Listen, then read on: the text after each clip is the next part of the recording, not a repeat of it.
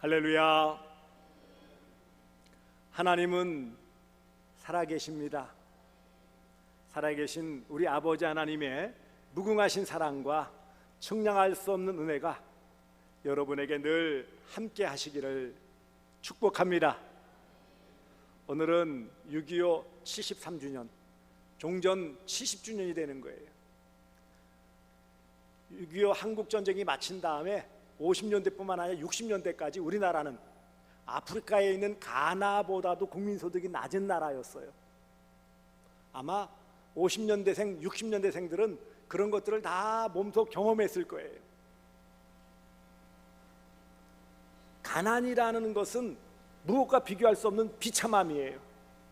그것은 체면도 없고 무슨 양심 따지기 어려울 만큼 그런 어려운 시절을 겪어왔어요. 근데 어느덧 우리나라가 이제는 제법 살만한 나라가 되었어요. 경제 규모로는 10위 안팎을 이루게 되어지고요, 국민소득이 1인당 3만 달러가 넘어가는 선진국에 들어섰어요.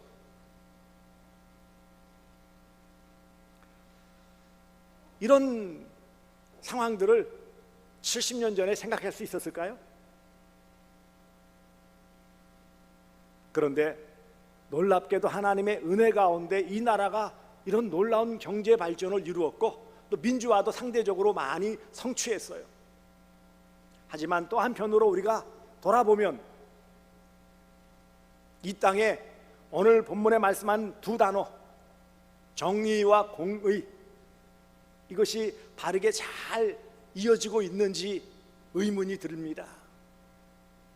오늘 본문의 말씀을 배경을 잠깐 설명하면 아모스 선지자는 목자 출신, 목동 있죠, 목동. 양치는 사람이에요. 남쪽 유다의 드고아 지역이라는 작은 마을의 목자였는데 당시의 유다 왕인 아마샤가 전쟁을 잘못 일으켜서 북이스라엘 여로보암 2세의 속국이 되어지고 말았어요. 나라는 유지하고 있지만 많은 이런 농산물, 그 다음에 가축들을 조공으로 바쳐야 될 만큼 비참한 그런 상황 가운데 놓여 있었어요. 특별히 북이스라엘은 하나님을 믿는 자리에서 멀리 떠나서 왕이나 귀족들은 백성들을, 또 남쪽 유다 백성들을 아주 대단히 못살게 구는, 착취하는 자리에 나가게 되었고요, 또 한편으로 재판하는 사람들은 뇌물을 받고 재판을 바르게 하지 않는 이런 모습이 나타나게 되었던 것입니다. 여러분, 오늘 본문에는 오직 정의를 물같이, 공의를 마르지 않는 강같이 흐르게 할지어다 그랬어요. 여기서 말하는 정의가 무엇일까요? 정의라는 단어를 요즘 많이 쓰고 있어요. 몇 년 전에는 마이클 샌델이라는 하버드 대학 역사상 최연소 교수가 되었던 마이클 샌델이라는 분이 정의란 무엇인가? 라는 주제를 가지고 큰 인기를 얻었어요. 심지어 우리나라에까지 왔고, 이 사람의 강의는 시작하자마자 금방 동의할 만큼, 인터넷으로 강의 신청해야 되는데 순식간에 가지고 하버드에서 가장 넓은 강의관을 허락해줘도 모자랄 만큼. 그런데 이걸 아십니까? 정의란 무엇인가? 라는 책 내용을 보시면 마지막까지 정의가 무엇인지를 얘기하지 않아요. 다만 그동안 역사적으로 많은 철학자들이나 역사학자들이나 사회학자들이 말했던 정의에 대해서 이것은 이렇게 해서 잘못됐고 이것은 이렇게 해서 부족하고 이런 비판적인 태도를 취하지만 정작 본인은 정의란 무엇인가라는 정의를 내리지 않아요.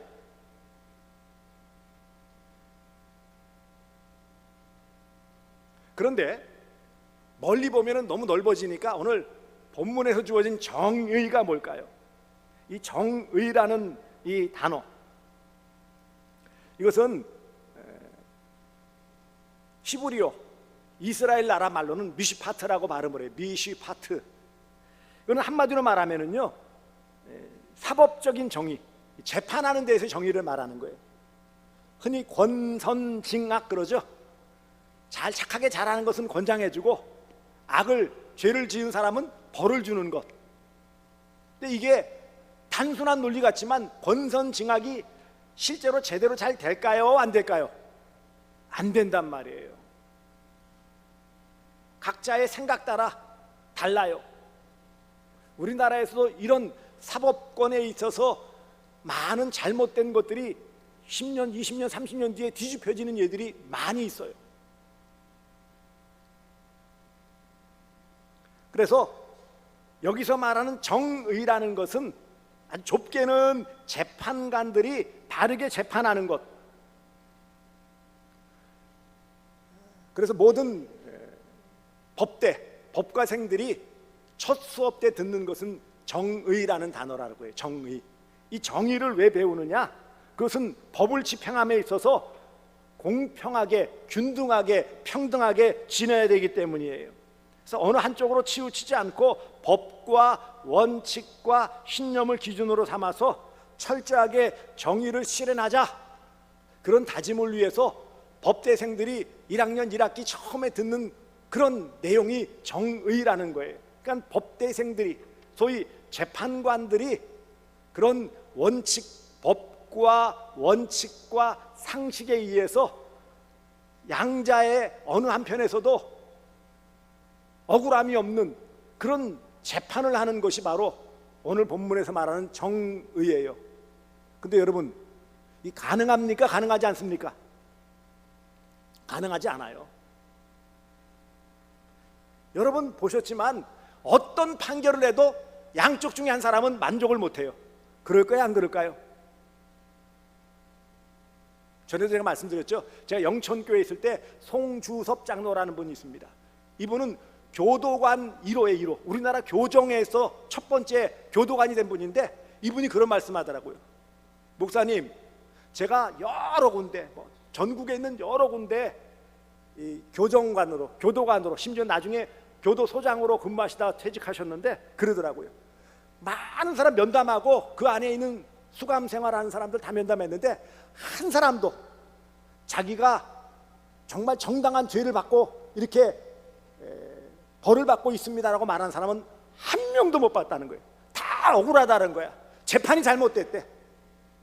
자기는 억울하게 이렇게 감방에 들어와서 감옥살이를 하고 있다고. 여러분, 종종 요즘도 어떤 자기 가족이 살해를 당해서 그 재판하는데 판결이 나왔죠. 사형했다가 2심에서는 무기징역 나왔으니까 어떻게 될까요? 가족들이 펄펄 뛰고 난리가 났어요. 어떻게 그럴 수 있느냐? 재판 똑바로 해라. 다 만족을 못해요. 정의, 재판을 통해서 바르게 모든 것이 원리와 원칙대로 바르게 되어질까요? 세상 가운데서 이것이 바르게 진행되어진다고 여러분 생각하십니까? 법을 가지고 그것을 엄정하게 집행하던 검사와 판사들이 잘못해가지고 감옥에 간 예들이 수두룩해요. 지금도 이런저런 이름들이 거명되어지고 있죠. 그러면 공의란 무엇일까요? 공의라는 것은, 이것은 좀 더 넓은 의미에서인데 한마디로 말하면 통치 행위에 있어서의 공정성을 말하는 거예요. 그러니 왕이나 대통령이나 수상이나 그 국가의 지도자가 나라 백성들을 다스림에 있어서 공정하게 다스리는 것을 말해요. 공명정대하게 다스리는 거예요. 그런데 여러분, 모든 나라가 그래요. 인기 많아봐야 7, 80%인데 그것도 한때이고. 그렇습니까? 안 그렇습니까? 그 재난지원금이나 막 나눠주면 좀 올라가다가 좀 마음에 안 들리면 다 떨어져요. 지금 대통령도 40%대를 넘지 못하고 있어요. 36%대 왔다 갔다 하더라고요. 왜 그런다고요? 왜? 많은 사람들이 느끼기에 본인 대통령은 열심히 나름대로 국정을 위해서, 나라를 위해, 백성들을 위해서 노심초사, 외국도 아니고 여러 가지 애쓰고 이런 정책 저런 것들을 내놓지만 백성들이 생각할 때는 뭐라고요? 공명정대하지 못하다는 거예요. 그러니까 인기가 없죠. 국민들이 다 공명정대하다 느낀다면 뭐예요? 최소한 8, 90% 나와야죠. 아마 지금 현 대통령은 대단히 억울할 거예요. 나는 이렇게 애를 쓰는데 국민들이 몰라줘. 그렇게 생각 안 할까요? 그런데 이 당시에 이런 정의와 공의라는 것은 한마디로 말하면 재판관들이 재판을 바르게 하지 않는 것, 그 다음에 국가의 통치자들이 백성들을 공명정대하게 다스리지 못하는 것이 문제라는 거예요. 이게 어제 오늘의 이야기일까요? 당시 아모스 시대 북이스라엘과 남유다에만 해당되는 말일까요? 모든 시대에 걸쳐 이것은 동일하게 나타나는 거예요. 왜 그럴까요? 왜 늘 정의와 공의가 물같이 강같이 흐르지 못할까요? 인간이 악하기 때문이에요. 인간의 죄성 때문이에요. 죄성을 가진 인생은 모든 상황에서 나름대로 도덕과 윤리와 법과 여러 많은 상식들을 가지고 살아간다고 하지만 결국은요, 자기중심적일 수밖에 없어요. 그래요, 안 그래요? 많은 사람들이 생각할 때 정의란 무엇이냐? 내게 맞고 내가 생각하는 게 정의예요. 내가 편리하고 내게 유익되어지면 정의, 내가 불편하고 내가 손해보면 뭐예요? 불의예요. 그렇게 생각 안 하십니까? 국가에서 나오는 긴급 재난지원금 때문에 그렇지만, 아니 그것도 그렇더라고요. 같이 우리 교육자들이 앉아가지고 있는데 우리 부목사님들, 강사님은 재난지원금을 받는데, 근데 저는 어찌된 일인지 나이가 많다고 그러는데 어쨌든 재난지원금을 안 주더라고요. 이런 세상에. 그래서 억울해가지고, 아니 이럴 수가 있어? 아니 뭐 여러 가지 고려를 했겠죠. 무슨 뭐 기준을 정하고 뭐 나름대로 다 정해서 했지 않겠습니까?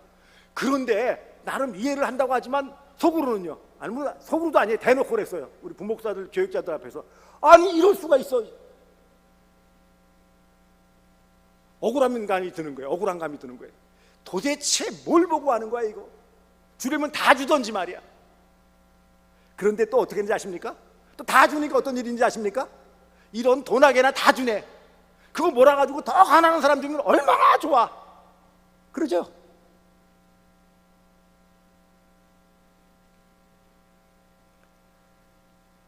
세상에서는요, 어떤 힘, 능력이죠, 신분, 이것을 가지고 자기 기준에서의 정의와 공의를 이야기해요. 아마도 당시 북이스라엘이나 남유다의 왕과 또 권력자들, 또 재판관들은 자기 기준에서 공의와 정의를 실현했던 거예요. 불의를 행한다고 절대로 말하지 않아요. 한편으로는요, 어떤 종교적인 힘, 당시의 제사장들이나 심지어 거짓 선지자들은 자기의 배를 불리기 위해서 공의와 정의를 외쳤어요. 그런데 그 한꺼풀을 뒤집어 보면 뭐예요? 내게 유익되어지고 내게 뭔가 이익이 있으면 그게 정의예요.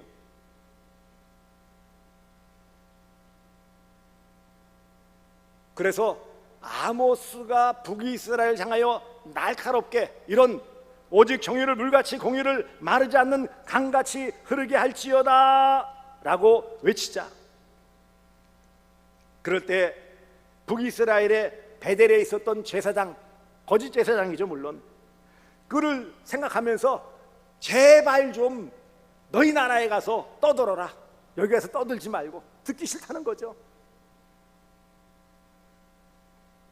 그럼에도 불구하고 왜 아모스는 이런 핍박을 당하고 어려운 가운데서도, 그것도 남유다가 아닌 북이스라엘 베델에 가서 오직 정의를 물같이 공의를 마르지 않는 강같이 흐르게 할지어다, 듣기 싫은 왕부터 모든 신하들, 권력자들과 재판관들, 심지어는 백성들에게 듣기 싫은 이 소리를 외쳤을까요?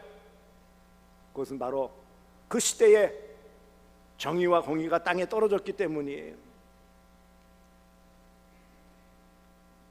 근데 여러분, 정의와 공의, 이 기반이 무엇일까요? 구약 시대에는 이 공의와 정의, 정의와 공의라는 것이 바로 하나님이 주신 율법의 기반이 되어져 있어요. 뭐라고 되어 있습니까? 구약 시대의 공의와 정의는 이것입니다. 눈에는 눈, 이에는 이, 동해보복법이에요. 율법, 레위기에 주시는 그 법이 뭡니까? 동해보복법. 눈을 다치게 했느냐? 그럼 가해자도 눈을 다치게 하는 것이고, 이를 부러뜨렸느냐? 가해자도 이를 부러뜨려라. 동해보복법이 정의예요. 받은 대로 대갚아 주는 거예요. 이게 구약에서의 정의와 공의였어요. 내가 받은 대로 똑같이 되돌려 주는 것이 구약시대의 정의와 공의였어요. 하지만 신약시대의 공의와 정의는 무엇일까요? 예수님께서 산상수훈을 통하여 말씀하시는 거예요. 마태복음 5장 38절 39절에 이렇게 말씀하십니다. 또 눈은 눈으로 이는 이로 갚으라 하였다는 것을 너희가 들었으나 나는 너희에게 이르노니 악한 자를 대적하지 말라. 누구든지 내 오른뺨을 치거든 왼뺨도 돌려대라. 예수님께서는 그에게 주신 율법을 더 확장하셔서 바른 진정한 정의와 공의라는 것은 동해보복법으로 그대로 갚는 것이 아니라 왼뺨을 맞았느냐? 그럼 오른뺨도 돌려대라. 적극적인 정의와 공의를 주문하신 것입니다. 진정한 공의와 정의에 대해 말씀하고 있는 것입니다. 이것은 이제는 모든 시대를 관통하여 세상에서 말하는 정의 공의가 아니고 성경에서 말하는 하나님의 말씀, 하나님의 뜻 가운데 이루어지는 공의와 정의를 말씀하는 거예요. 왜 정의와 공의를 이와 같이 물같이 강같이 흐르게 하라고 명령하셨을까요? 왜 우리 시대에는 이런 정의와 공의가 회복되어져야 할까요? 그것은 하나님의 명령이기 때문입니다. 정의를 공의를 실천하라는 것은 하나님의 명령이에요. 하나님께서 오늘 본문에서도 정의를 물같이 공의를 하수같이 강같이 흐르게 할지어다 라고 말씀하셨어요. 그러니까 이런 말씀을 들을 수밖에 없었던 것은 오늘 본문 앞서 있는 아모스 5장 7절에 정의를 쓴 쑥으로 바꾸며 공의를 땅에 던지는 자들아, 한마디로 정의와 공의를 실행하지 않는 그런 지도자들과 모든 백성들에게 책망하신 거예요. 바르게 하나님 말씀 듣고 돌아서라. 정의와 공의를 행해야 되는 첫 번째 이유는 하나님의 명령입니다. 명령은 들어야 되는 거예요. 하나님의 말씀으로 주셨기 때문에 우리는 당연히 행해야 돼요. 두 번째는 이 공의와 정의는 하나님의 성품이에요. 공의로우심, 사랑과 더불어 공의로우심은 하나님의 성품입니다. 그러니 하나님의 자녀로 하나님의 성품을 닮아가는 우리는 이런 하나님의 정의로우심, 공의로우심을 닮아야 마땅한 거예요. 세 번째로 이제 하나님의 공의로우심 성품을 본받아 또한 인간의 양심 속에 옳고 그름을 판단할 수 있도록 양심을 주셨고 그것을 실행할 수 있게 하신 거예요. 그래서 하나님께서 친히 정의와 공의를 행하시고 보여주신 거예요. 그것이 가장 극대화돼서 나타나는 하나님의 정의와 공의가 가장 아름답게 드러난 것이 무엇입니까? 그것은 바로 예수님의 십자가에서의 죽으심이에요. 공의, 바름, 모든 죄에 대해 바름을 유지하기 위해서 그 죄를 대신하기 위하여 예수 그리스도께서 십자가에 달려 죽으심으로 하나님의 공의를 만족시키시고 죽으시고 부활하심을 통하여 그 사랑을 또한 이루시는 하나님의 성품, 하나님의 그 모든 뜻을 이루어 가심이 바로 십자가에서 이루어진 것입니다.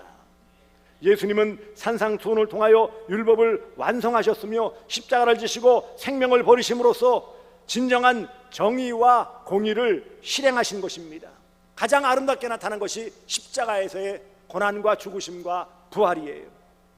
말씀을 통해 정의와 공의를 행하기를 원하시는 하나님, 그 하나님은 공의와 더불어 사랑으로 함께 하세요.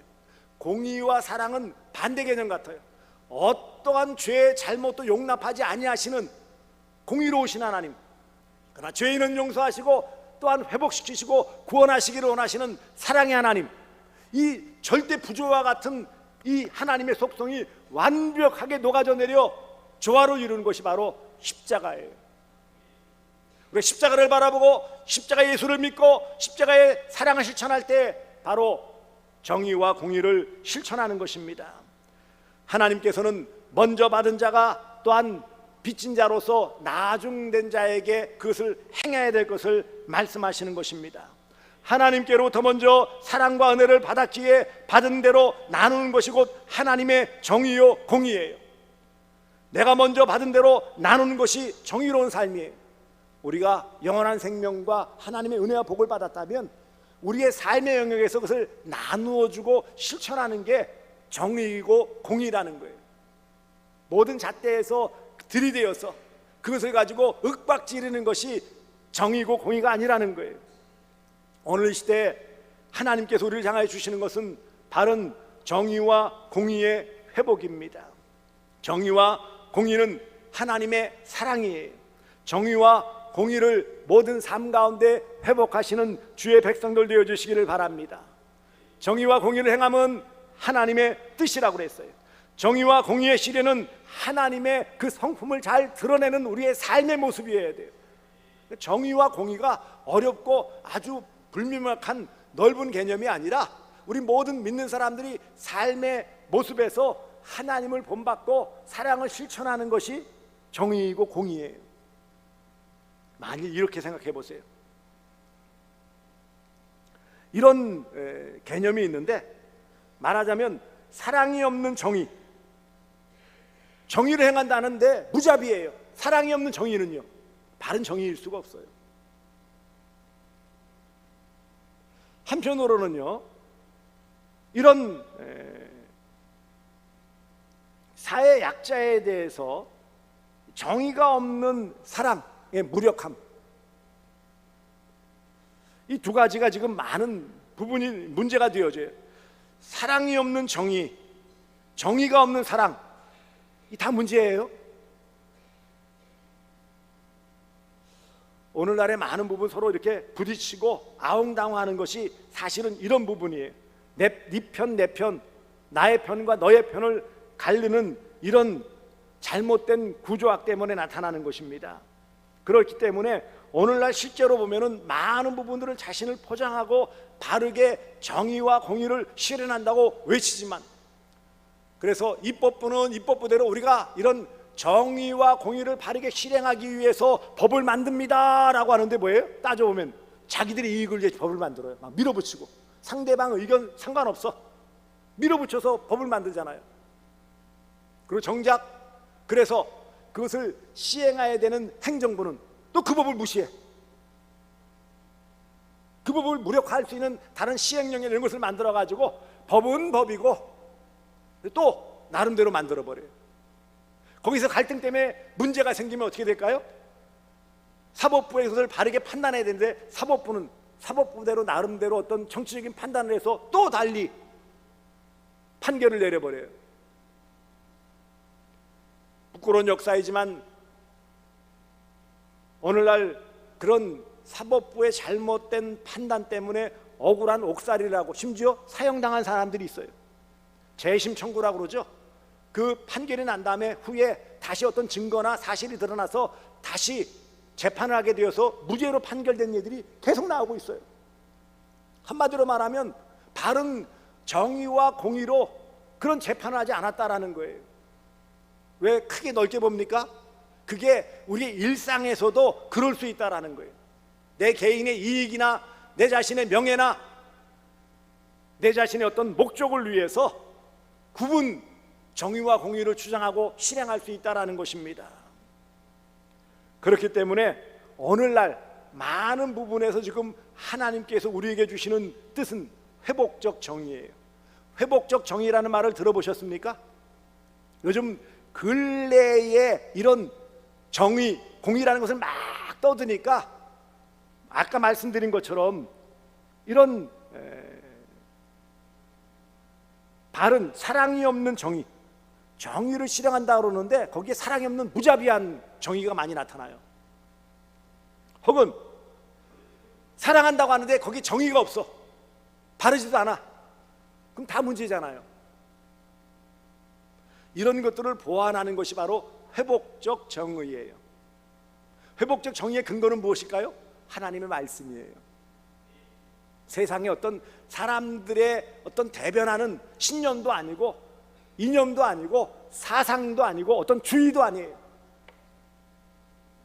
어차피 죄성을 가진 인간들이 나름대로 무엇을 다 주장해도 서두에 말씀드린 것처럼 마이클 샌델 교수는 정의란 무엇인가 알아서 생각하라는 거죠. 그런 무책임함 없죠. 우리는요, 정의란 무엇인가 하나님의 뜻이고 하나님의 말씀이에요. 그러므로 우리가 정의와 공의를 회복하는 길은 하나님의 말씀 회복이고 하나님의 사랑 회복이에요. 하나님의 뜻을 행하는 것이고 하나님의 사랑을 품고 사람을 대하는 것이 진정한 정의의 회복과 공의의 회복이에요. 그러므로 이런 사랑 없는 이런 모든 부분은 우리가 바르게 잘 잡아야 합니다. 짧은 시간이지만 이것을 예수님께서 하나의 예화로서 보여주는 것이 포도원 품꾼 비유예요. 이른 아침 6시부터 포도원 과수원 주인이 품꾼들을 불러들였어요. 6시에 불러들이고요. 그 다음에 오전 9시에 나가니까 노는 사람 불러들여서 일하게 했어요. 하루 품삯은 한 데나리온. 한낮인 12시에 갔는데도 노는 사람이 있어. 왜 놀고 있느냐니까 누가 불러서 일할 사람이 없어서 그래서 12시 한낮인데 불러들였어요. 오후 3시에 나갔는데 보니까 빈둥빈둥 노는 사람이 있어. 왜 노느냐? 일할 데가 없어서. 그래서 돌아서 일하라 그랬어요. 오후 5시에 갔어요. 근데 그때까지도 놀고 있는 사람이 있어. 왜 그러냐니까 일은 하고 싶지만 나를 써주는 사람이 없어요. 그래서 와서 일하라. 그 다음에 몇 시에 마쳤을까요? 6시 해질 때 마쳤어요. 그래서 이제 품삯을 줘야 되는 거예요. 제일 늦게 온 사람, 오후 5시에 온 사람에게 한 데나리온을 줬어요. 그러면 아침 9시에 온 사람, 첫 번째부터 그만 사람은 어떤 마음이 들까요? 야, 1시간이란 사람 한 데나리온 주면 하루 종일이란 나는 와. 그런데 보니까는 오후 3시에 온 사람도 한 데나리온. 그래도 만족하죠. 어유 뭐 3시간이라고 한 데나리온. 난 12시에 온 사람도 한 데나리온. 6시간만 일했으니까 뭐 감지덕지지 뭐. 오전 9시에 온 사람 좀 찝찝하지만 그래도 내가 다 시간을 못 채웠으니까 한 데나리온. 문제는 아침부터 6시에 온 사람이에요. 누구는 1시간이란 사람은 한 데나리온 줬는데 나는 아침 6시부터 12시간 일했는데 한 데나리온? 그럴 때 포도원 주인이 뭐라고 말했어요? 내가 선함으로 내가 나를 악하다 보느냐? 약속한 것은 몇 데나리온? 하루 일하면 한 데나리온 준다는 거예요. 그건 정당하게 준 거예요, 안 준 거예요? 아침 9시부터 온 사람은 약속한 대로 한 데나리온 줬으니까 절대 잘못한 거 아니에요. 다만 9시, 12시, 3시, 5시에 온 사람, 특별히 5시에 온 사람은요, 상대들 그것을 받지 못하면 다음날 살아갈 수가 없는 거예요. 가장 사회적인 약자고 극빈한 자예요. 소망이 없는 자예요. 이런 사람에게 기회를 주어서 나누는 것, 이게 균등하다고 생각되지만 어찌 보면 더 약한 사람에게 그 혜택을 줄 수 있는 게 하나님이 말씀하시는 정의이고 공의예요. 우리는 생각할 때 공산주의처럼 똑같이, 아니요, 그건 정의이고 공의가 아니에요. 결국 사회주의 공산주의에서 말하는 균등한 배분제는 똑같이 망하는 거였어요. 그래 안 그래요? 내가 이렇게 일해도 저 사람 저렇게 하니까 그럼 내가 뭐 한다고 해? 안 하는 거예요. 안 해도 주는데 뭐 한다고 해요? 그게 아니고 하나님 나라에서의 이런 정의와 공의는 상대적으로 몸이 약하고 어렵고 여러 상황에서 충분히 이것들을 누릴 수 없는 그런 사회적인 약자, 그것을 충분히 누릴 수 없는 그런 연약한 가운데 있는 사회 그늘진 보호가 필요한 그런 사람들에게 좀 더 관심을 가지고 그 기회를 주고 물질을 나누는 것, 이게 바로 회복적 정의고 오늘 본문에서 말씀하시는 공의와 정의를 말씀하는 것입니다. 이게 하나님의 사랑이에요. 똑같이 준다? 아니요. 사람은 다 달라요. 똑같을 수가 없어요. 어떤 사람은 하루에 3끼를 먹어야 식사한다고 생각하고 어떤 분은 2끼를 먹어도 충분한 분이 있어요. 한 끼 드시는 분도 계시더라고요. 똑같은 피자 한 조각을 남자 잘 드시는 분은 에게 요거를 그러지만 여자 다이어트 하는 분은 어머나 이걸 어떻게 먹으라고 그러잖아요. 그러니까 똑같이 준다가 아니라 모든 형편과 처지와 상황과 그 모든 것을 고려하여서 그것들을 누릴 수 있도록 허락해 주는 것이 진정한 정의이고 공의예요. 이것이 아버지 하나님의 뜻입니다. 그리고 우리가 사회적 그늘지고 어려운 이웃들을 돌아봐야 되는 거예요. 우리 지역에서 그런 사람들이 나타나는 것은 수치예요. 좀 더 지금은 장학위원회를 중심으로 해서 좀 적게 흘러가지만 앞으로 우리가 좀 더 힘을 모으고 뜻을 모아서 이런 부분에서 우리 지역 모든 것을 다 감당할 수 없지만 적어도 우리가 함께하는 지역에서는 그것 때문에 피눈물 흘리고 고통당하고 그것 때문에 가장 밑바닥에서 비참한 삶을 사는 그런 분들이 없도록 우리가 힘쓰고 애써야 되지 않겠습니까? 이게 하나님이 말씀하시는 정의요 공의예요.